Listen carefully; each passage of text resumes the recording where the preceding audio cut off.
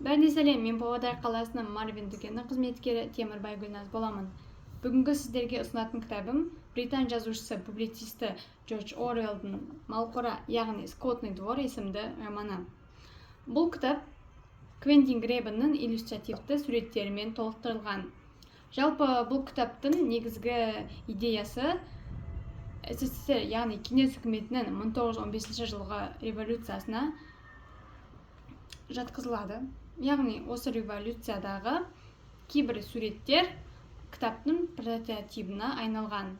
Бұл жердегі Джонс есімді ферманың бастығы және де оның үй жануарлары туралы.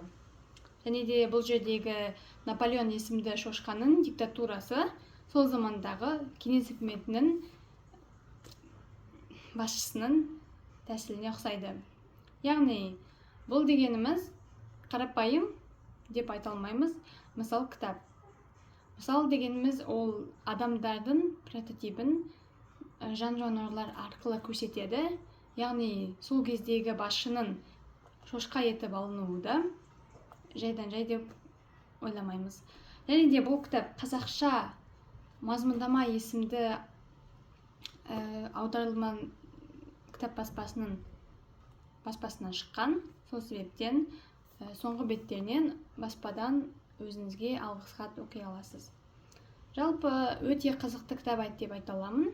Себебі тіпті мұндағы иллюстративті суреттердің өзі де өте әдемі. Көріп отырып, тамсанып отырасыз. Қарапайым романдарды осындай суреттермен оқыған негізі өте жақсы екен. Өзім таңғалдым. Қазақша 100 бестселлердің біріне айналған осы кітапты оқуға кеңес берер едім. Бәріне рахмет, сау болыңыздар.